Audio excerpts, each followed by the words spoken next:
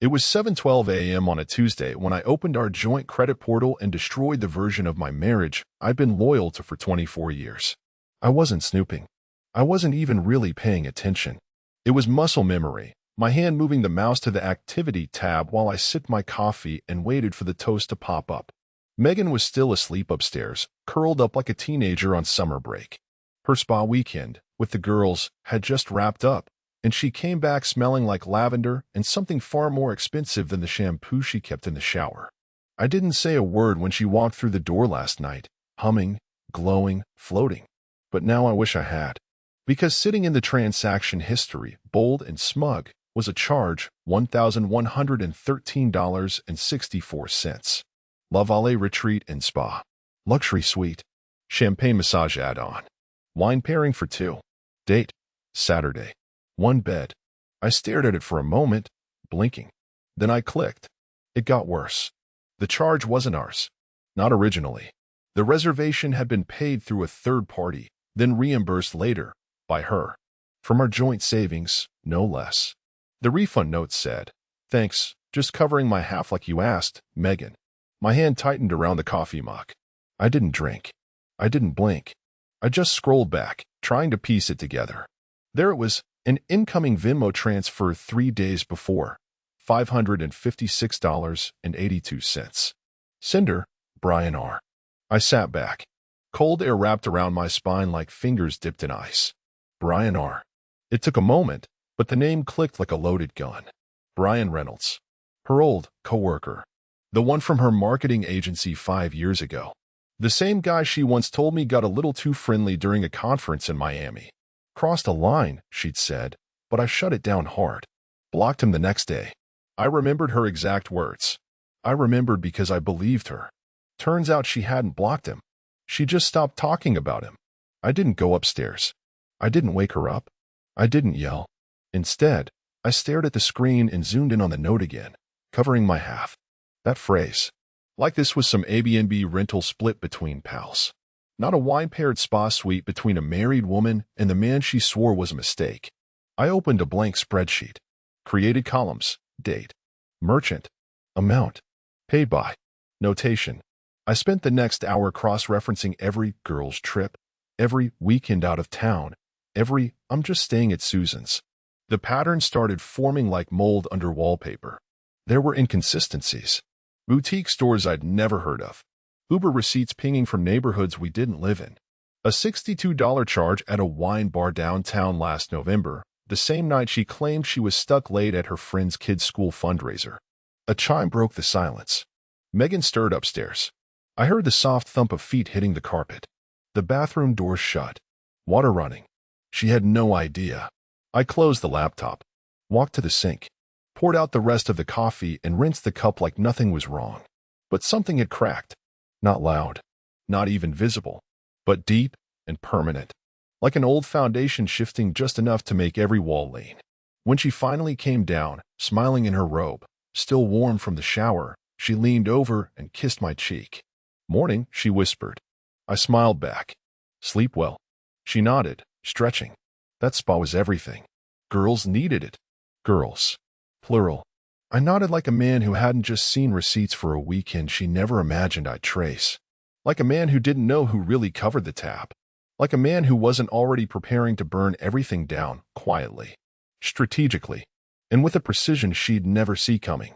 I topped off her coffee and slid it across the counter. "You deserve it," I said. And in that moment, I wasn't talking about the spa. I was talking about the end. The second I saw his name, it all snapped into place like a puzzle I didn't realize I'd been assembling for years. Brian R. I didn't even need the full last name. Just the R was enough to punch through the fog. Brian Reynolds. I hadn't heard that name in a long time. Not since Megan brought it up during a half-drunken conversation years ago, curled up on the couch with a glass of red, venting about how some men just don't understand boundaries. She said he made a move on her at a hotel bar during a company retreat. It was nothing, she insisted. I told him off. I blocked him. Never again. Back then, I took her word for it. I didn't press. That's the kind of husband I was, loyal by default, maybe to a fault. But now? Now I was staring at a digital receipt with his name, his transfer, and her reimbursement, using our money. So either she never blocked him, or she unblocked him. Either way, she lied. I clicked through her old social media profiles. Most were private or inactive, typical Megan. She wasn't big on leaving footprints. But there was one forgotten relic, an old Pinterest board titled Weekend Escapes, Save Pins, Cozy Cabins, Spa Resorts, Wine Tastings, and because God has a taste for irony, a quote that read, "Privacy isn't secrecy, it's dignity." I laughed. Out loud. It was sharp, bitter, hollow. I didn't confront her. Not even a sideways glance. I knew if I spoke now, I'd give her room to maneuver. Apologize. Reframe. Flip it back on me. Why were you even checking that? I thought we trusted each other. You're being paranoid. No, this wasn't paranoia. This was a man finally waking the hell up. I opened my laptop again, but this time, not for spreadsheets. First step, new bank account. Private. Under a shell name I'd used years ago when I briefly toyed with real estate investments. Second, changed the password on our investment brokerage. Third, requested a new debit card to my office P.O. box. Not our home. I wasn't hiding. I was preparing. Next, I created a fresh email account. Nothing traceable. No birthdays, no inside jokes, nothing that would even hint at me. Just strings of letters and numbers, cold, impersonal. I used it to open a second Venmo account and started tagging tiny test transfers through it to see how quickly they'd register. I was learning how they moved money, how she covered tracks. That night, Megan came home with Thai food and a smile. She dropped the bag on the counter, kissed my cheek, and said, "Thought you could use a treat." I almost laughed again. She was wearing a sweater I bought her for our anniversary 2 years ago. Soft gray. Expensive. She'd paired it with new earrings, delicate, gold, tasteful. And I knew, without checking, they weren't bought with our money. She poured wine, small talk bubbling. Something about a coworker who was leaving. A new intern who couldn't file anything right. And I just listened, nodding at the right beats, inserting like I wasn't building a financial firewall behind her back. While she talked, I logged into the cloud backup for our home scanner and pulled a PDF copy of her driver's license. Uploaded it into my private vault. Then our marriage certificate. Her signature from our mortgage documents. Her W-2. I wasn't entirely sure why yet, but my gut told me save everything. At exactly 9:46 p.m., she got a text. Her hand twitched. She turned the phone over quickly, screen down. She used to never do that. I sipped my wine and smiled. "You okay?" she asked, frowning a little. "Yeah," I said, slow. "Just thinking." "About what?" "Money stuff," I said. "We've been good for so long. Just want to make sure we're covered for whatever comes next." She smiled, reassuring, like I was just being the responsible husband she could lean on. Then she kissed me. Soft. Familiar. And I kissed her back, knowing damn well that Brian R. had probably tasted her lips 48 hours earlier. Later that night, as she slept beside me, I checked the tracking on the new card. It had shipped, and something inside me steadied. This wasn't about emotion anymore. It wasn't even about her. It was about execution. The first thing I noticed was her glow. Not the kind from a facial or cucumber water. No, this was deeper. Lighter. Like a weight had been lifted. Her skin had that warm, sun-drenched tone you get from lounging poolside with someone rubbing your calves between sips of Prosecco. She walked through the front door like she was returning from a movie set, bag in one hand, phone in the other, white linen draped over her shoulders. Humming. Actually humming. I hadn't heard her hum in years. The same woman who once grumbled through our vacations and checked her work email between museum stops now floated through our foyer like a 23-year-old influencer. She didn't see the tightening in my jaw. She leaned in, kissed my cheek, and said, "Miss me?" I smiled like a man who hadn't already mapped out 4 months of her spending and 2 burner accounts tied to a Gmail address she thought I'd never find. "Of course," I said. "How was the spa?" She beamed. "Just what I needed. Detoxed. Meditated. Got a deep tissue massage from this amazing Swedish woman named Freja. I think she realigned my soul." I laughed. Freja. Right. If Freja existed, she had calloused hands and a beard named Brian Reynolds. I took her bag and placed it gently by the stairs. Inside was a bottle of wine I hadn't seen before, label in French, wax seal intact. Not something you grab from the hotel gift shop. That was private import expensive. You didn't have to bring anything back, I said, eyeing the bottle. She shrugged. Little thank you for holding down the fort. The only thing I was holding down was evidence. And I wasn't done collecting. As she moved upstairs, I followed at a distance. I wasn't interested in catching her doing something. I was measuring her tone, her rhythm, her comfort level. And let me tell you, this woman didn't have a single bead of guilt on her. If she was carrying a secret, it had become her pet. She'd named it, groomed it, fed it.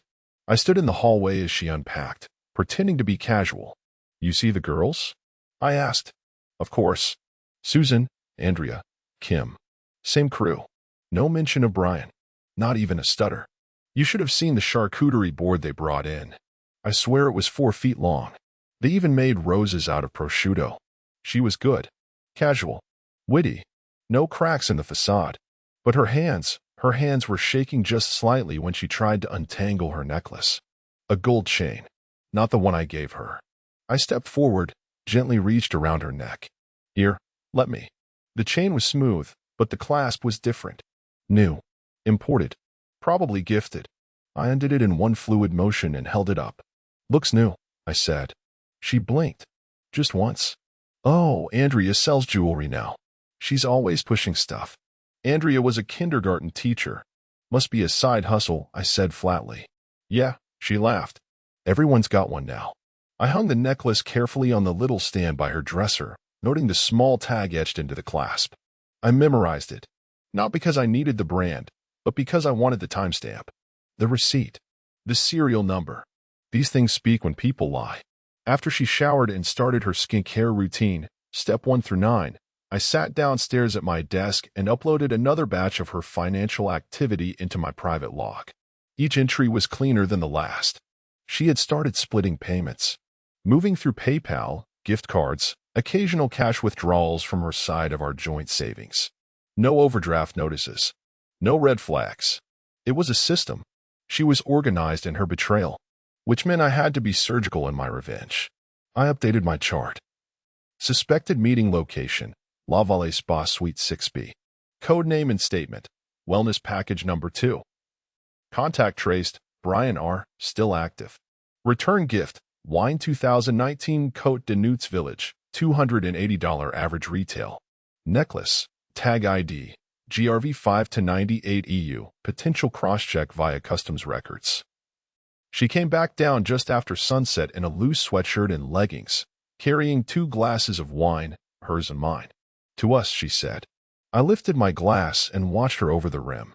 To the next chapter, I replied. She smiled. I did too, because she had no idea what that next chapter was going to cost her.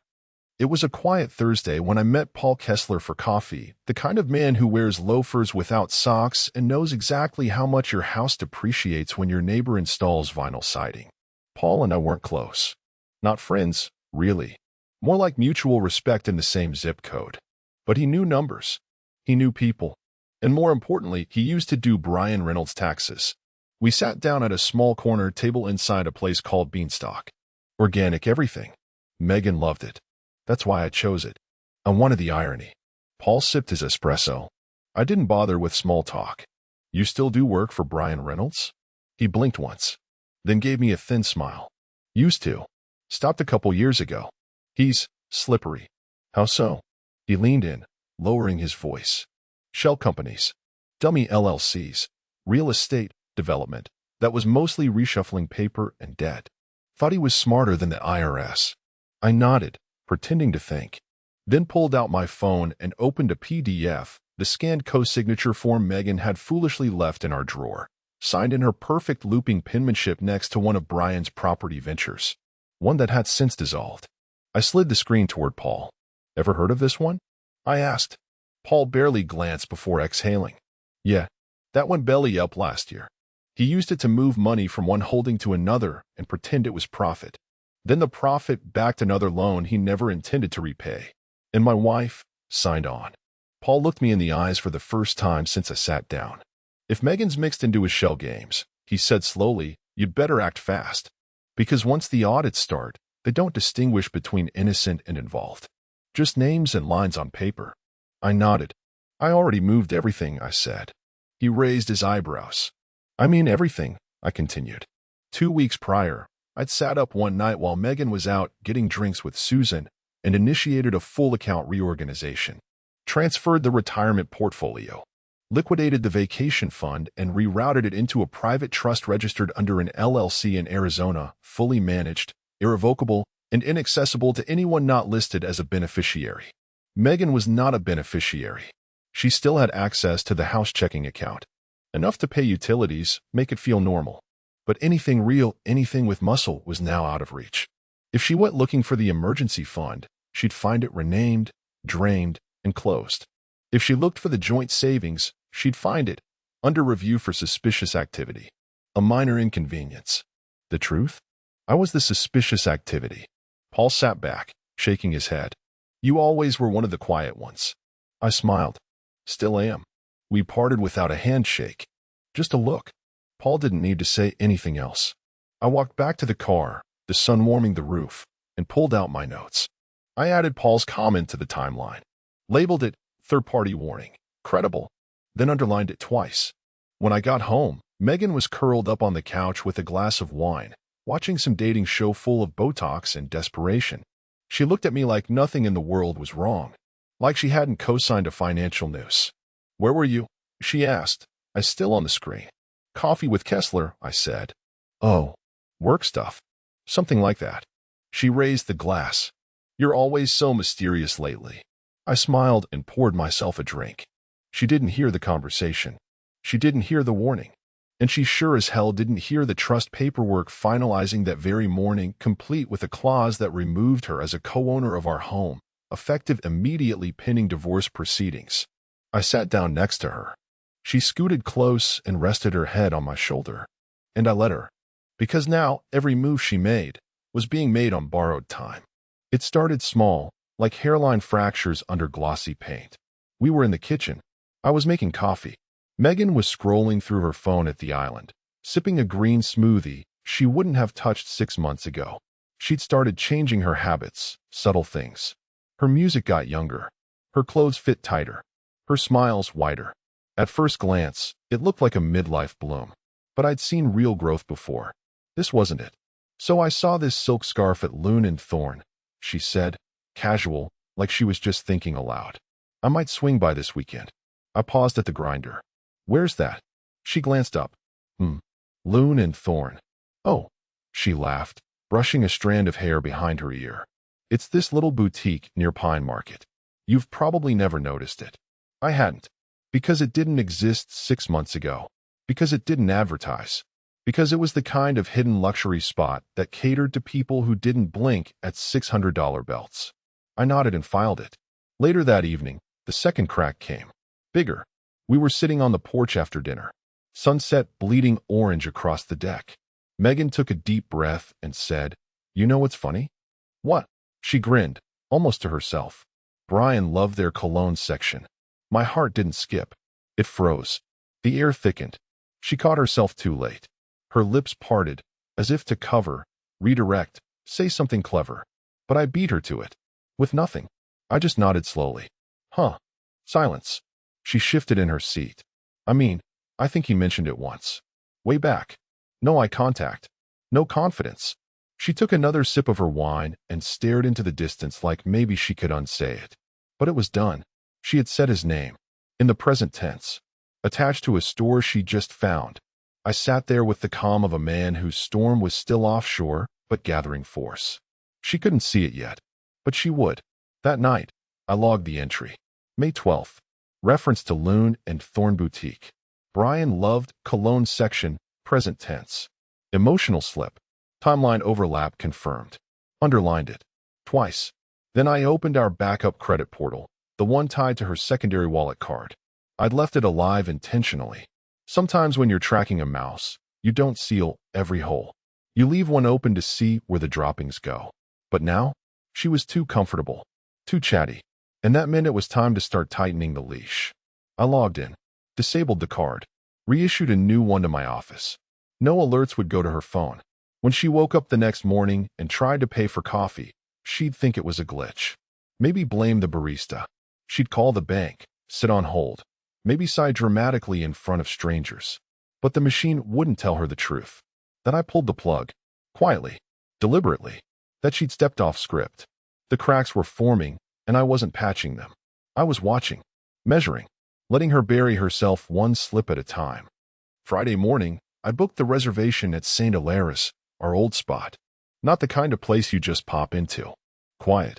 Tucked between a bookstore and a florist. White tablecloths, candlelight, menu with no prices. The kind of dinner where you toast milestones, or soften bad news, or, if you're like me, test how many lies a smile can carry. I told Megan Thursday night. Kept it breezy. Just felt like a proper dinner, you and me. She lit up. Ooh, romantic, she said, tilting her head. I'd love that. I watched her fingers as she tapped her phone, logging it. Probably noting it between Pilates and whatever cover story Brian's lies were riding on now. She kissed my cheek that night, lingered just a beat too long, and whispered, I'm glad you still think about us. She had no idea how much I thought about us. How long I've been watching it unravel in slow motion. Friday, 6:42 p.m. She texted, Hey babe. I feel a migraine coming on. I think I just need to lie down. I'm so sorry. I stared at the message. Not surprised. Not angry. Just cold. She didn't call. No voice. No apology to hear. Just a lazy half-lie sent through a touchscreen, banking on the fact that I'd never question her pain. But I did. I always did now. While she was resting, I opened the tracking app I'd quietly installed on the family tablet, linked to her location services from a forgotten Apple ID backup. She hadn't thought to check it. Of course she hadn't. She thought I was still the old version of me. Location, Vintner's Cove. A boutique wine bar. Downtown. Cozy. Intimate. The kind of place that only had 4 two-tops and a bartender who remembered your dog's name. The signal wasn't drifting. It was solid. She was inside. I waited 15 minutes. No movement.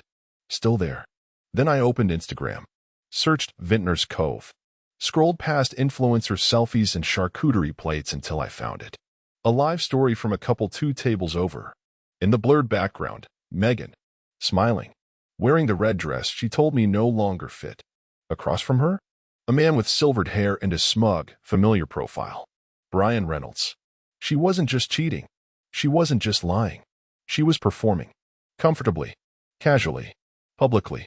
And the moment I saw his hand brush hers across the table, the last piece of the restraint inside me snapped. I didn't scream. Didn't call her. Didn't send a single word. I called my lawyer. Darren Lindholm. Specialized in high-asset divorces and cold trails of betrayal. David? He answered. Evening. I need to initiate something, I said. What kind? The kind where my name stops being tied to someone else's debt. Silence. Then, are we talking asset freeze or just asset reallocation? Both, I said. And it needs to start now. I emailed him every document I'd been curating, scanned receipts, spreadsheets, screenshots, account restructures, the co-signed form, even her offhand reference to Brian's cologne taste. Individually, they were paper cuts. Together, they could sever limbs. Leave the house out of it for now, I told him. Let her feel like she's still safe. But everything else, cut her out. He didn't ask questions. He just replied, understood. By the time Megan came home, exactly 11:22 p.m., her lipstick was still intact, and she carried herself like she'd spent the night in darkness. I'm so sorry, she whispered, voice low and sweet. It got so bad I couldn't even keep my eyes open. I met her at the door, wrapped her in a hug. Tight. Too tight. It's okay, I said. I just want you feeling better. And behind those words was a machine already humming. Paperwork signed. Vaults closed. Access denied. She thought the dinner had never happened. But it had. Just not the one she expected. The call came at 2:07 p.m. on a Monday. Darren's voice was clipped, efficient, but with a strain of real tension beneath the legal polish. You need to see this, he said. I'm sending the documents now. Don't wait. I opened the email on my office desktop. 3 attachments. The first was a scanned operating agreement, an LLC out of Nevada. Name, Raveland Concepts, LLC. Generic. Forgettable. Perfect for laundering mistakes. Second, a list of equity stakeholders. Third, a cosigner addendum dated 8 months ago. There it was. Black ink on digital parchment. Megan A.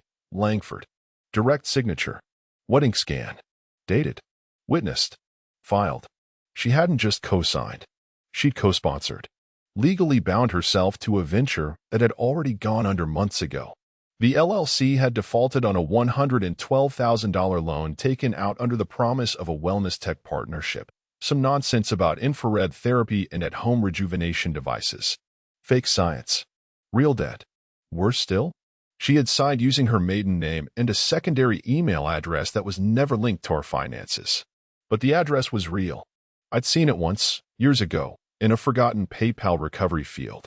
She'd used it for her personal online shopping. She thought it was buried. It wasn't. Darren's voice cut back in as I stared at the screen. If they come after Brian, they come after her too. And if you're not careful, they'll come after you next. Unless. Already done, I said. Liabilities are isolated. House isn't a separate instrument. All shared lines closed or frozen. She only has access to grocery money and gas. He chuckled once. You always were ahead of the curve. I wasn't flattered. I was nauseous. This wasn't some tawdry affair anymore. This was exposure. Legal, financial, reputational. Megan hadn't just betrayed the vows. We were years past that. She tied our future to a man who built castles from IOUs and took his partners down with him when the wind changed. I hung up the call, sat back in the chair, stared at her signature until the corners of the screen blurred. She'd lied about Brian, lied about cutting contact, lied about her trip, lied about the damn cologne boutique. And now, as the final insult, she'd risked our assets on a man who used charm like a crowbar. I opened the vault again, moved the last lingering items, heirloom stocks from my father's estate, the safe deposit box agreement, a final certificate of deposit in my name alone.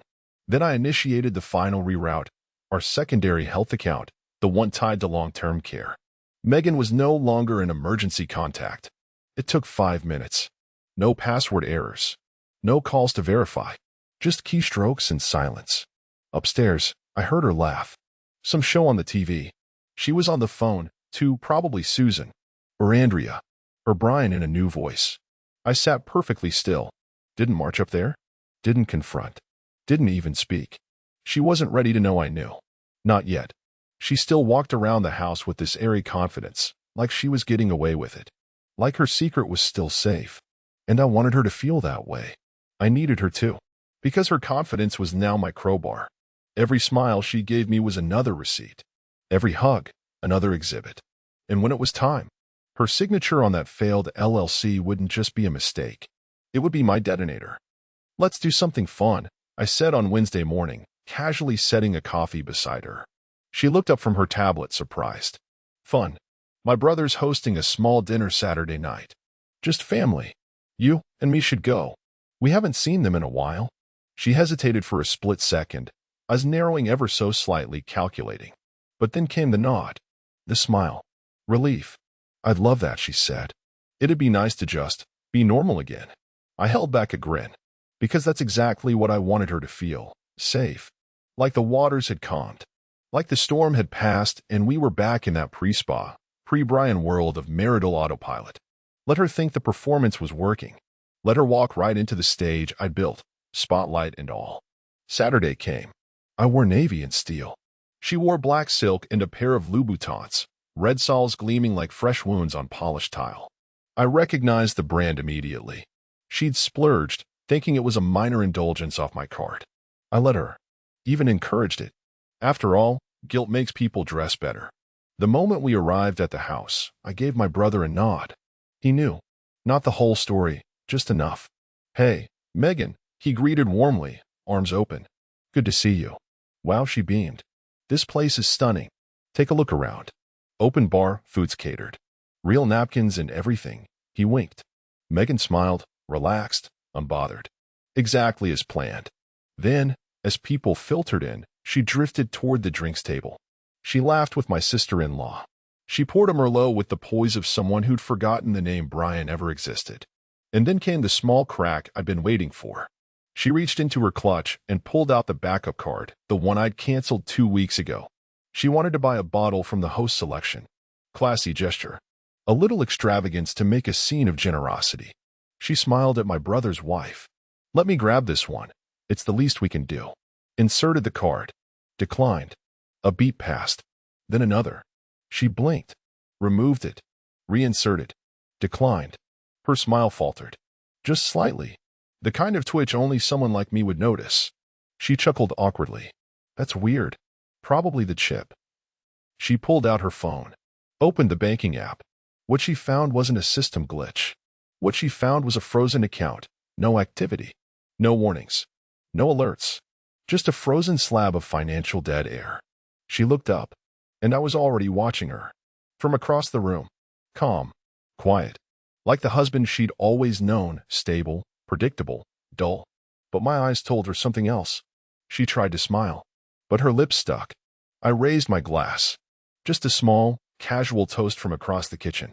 And in that moment, surrounded by family, clinking glasses, soft jazz, and fig crostinis, she cracked. Not loud. Not dramatic.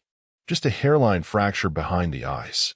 A ripple of private panic she didn't know how to contain in public. She took a step back, pretended to laugh at something nearby, clutched her wine like a weapon. Eyes flickering. And the best part? Nobody noticed but me. Because that's the price of betrayal served cold. It doesn't announce itself. It waits. She walked into that house thinking she was rebuilding trust. She had no idea she'd stepped into her own unraveling. And it had just begun. She was still holding the wine like a shield when I stepped into the entryway, quiet, measured, each footfall echoing like the toll of something final. There were maybe a dozen people behind her in the living room, laughing, sipping, unaware they were standing 2 feet from a reckoning. My brother caught sight of me but didn't move. He knew. He stayed back. Megan turned as I approached. Her smile flickered, unsure. She tilted her head, like I'd walked in on her changing clothes. Like she needed context to understand why I looked like that. Like she didn't already know. Hey, babe, she said, half whisper, half question. Is everything okay? I didn't answer. I just extended the folder. Black. Unassuming. Inside, 12 pages. 12 pages of everything. I watched her hand reach out slowly, like it wasn't hers. She opened it there in the hallway, right next to the coat rack and the tray of catered desserts. Page 1. The Venmo transfer from Brian R. Page 2. The itemized receipt from La Vallée Retreat. Highlighted. Page 3. A timeline of boutique purchases, cologne references, missing hours. Page 4. Her signature on the co-signed LLC. Page 5. A screenshot of the audit notice sent to Ravelin Concepts. Pages 6 through 12. A spreadsheet I'd built over 8 weeks. Her lies. Her gifts. Her travel logs. Side by side. With bold annotations and bank flags. She flipped faster with each page, color draining from her face. By the time she hit the 6th, her hand began to tremble. Then came the whisper. You bought yourself out, I said. Not angry. Not triumphant. Just done. She looked up, mouth slightly open. No. Wait, David. It's not, she began. But I just nodded. Not in agreement. In closure. I nodded toward the door. A silent direction. A final gesture. Leave. Her throat tightened. She looked past me, hoping for some anchor, my brother, a friendly face, some escape hatch in the wallpaper. There was none. Everyone behind us kept drinking, oblivious to the quiet war happening in plain sight. This is a mistake, she said, voice cracking. I didn't mean for. I tilted my head. Just a bit. Just enough to signal. Don't lie again. Not here. Not in front of me. She froze. Breath shallow. Eyes flicking between the folder and my face.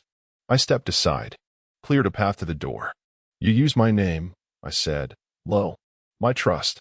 My money. My life. The silence between us was cavernous. Then, slowly, she walked past me. Heels clacking louder now. Not confident, just loud. The kind of sound you hear when someone walks out for the last time. She passed through the threshold. I closed the door behind her. No slam. No scene.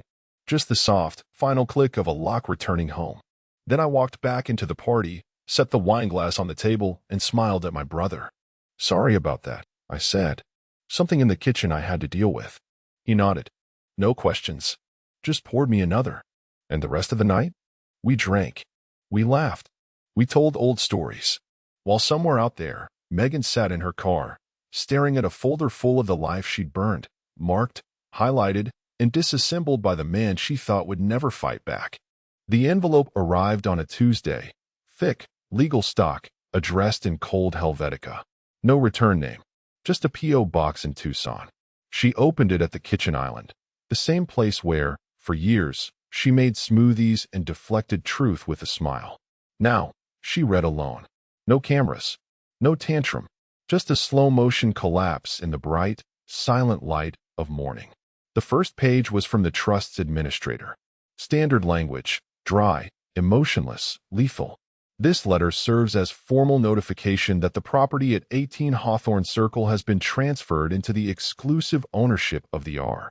Langford Trust, as per the revisions initiated on April 28th. Your name is no longer listed on the deed or the mortgage. Her breath caught. She read it again, slower. The second page listed the accounts. Joint savings, closed. Joint checking, closed. Investment brokerage, transferred to beneficiary-controlled vehicle. Health emergency fund, inactive. There was no third page. Just a final note, typed at the bottom in courier font. For questions regarding this matter, contact your legal representative. Not her husband. Not David. Not love. Just legal representative. The kitchen blurred. She stood up too fast, phone already in hand. She tried logging into the joint account. The app kicked her out. Credentials expired. She tried calling the bank. Verification failed. Mr. Langford has restricted access to this profile, the automated voice said. She tried texting him. Nothing. Green bubble. No response. She called Brian. Straight to voicemail. She didn't know he was now 6 weeks deep into a federal audit, triggered by an anonymous tip, supported by a curated folder of flagged activity, LLC crossovers, cosigner inconsistencies, and one very precise summary of tax evasion dressed up as tech innovation. David hadn't even needed to sign the letter. The machines were moving now, quietly, permanently. Meanwhile, 1,000 miles away, I was having coffee at sunrise. My new porch overlooked red cliffs that looked like God had carved them out with a chisel and a grudge. The air smelled like cedar and rain on hot stone. Quiet. Remote. Nobody knew my name out here. I lived in a modest ranch house tucked just off the canyon rim. Paid in full. No liens. No ghosts. The deed was in the name of the trust. The utilities, too. The mailbox was registered to a second forwarding service that filtered everything through my attorney. No bills. No ads. No Megan. Just peace. I didn't track her anymore. Didn't check her socials. Didn't follow the audit. She'd learn, in time, that Brian was facing charges. That the IRS didn't care about charm or spa weekends. That cosigners don't get to plead ignorance when the paperwork has your maiden name scrawled across it in ink and arrogance. The last move I made wasn't explosive. It wasn't theatrical. It wasn't even loud. It was removal. I didn't destroy her. I just deleted us. She had taken what we had and sold it for red-soled shoes and half-baked romance with a man who thought a shell company could hold love. So I left. No debt. No wife. No unfinished business. Just silence, and a view that didn't lie to me.